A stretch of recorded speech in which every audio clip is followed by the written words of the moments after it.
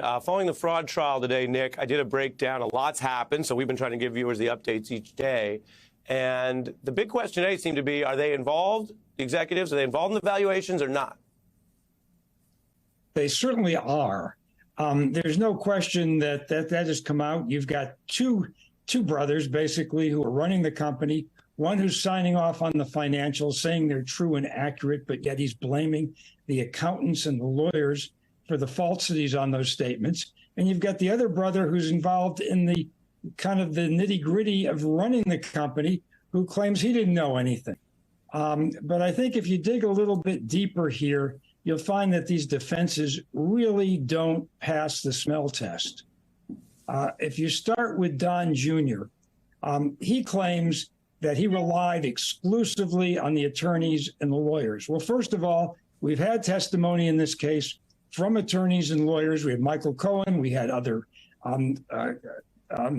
accountants that testified, basically saying that they were instructed by Donald Trump to up the numbers on these various assets that appeared on the financial statements.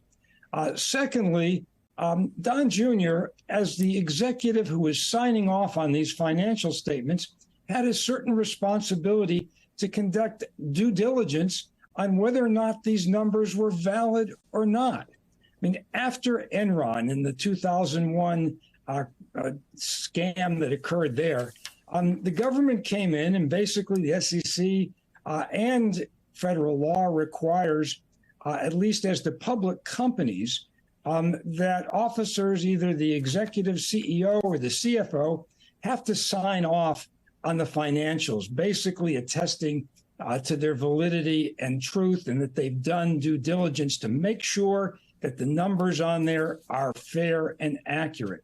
Now, Donald, even though it doesn't apply to a private company like Trump Organization, basically this has become the form of corporate governance that all companies have adopted.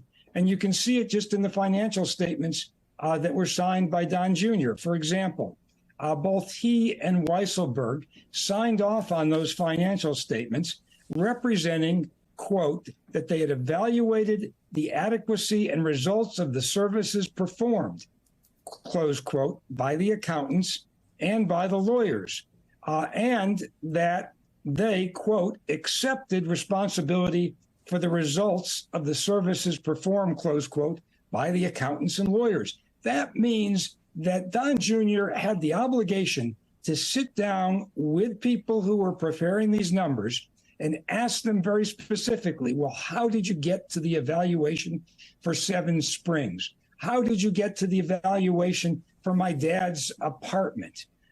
He had that obligation.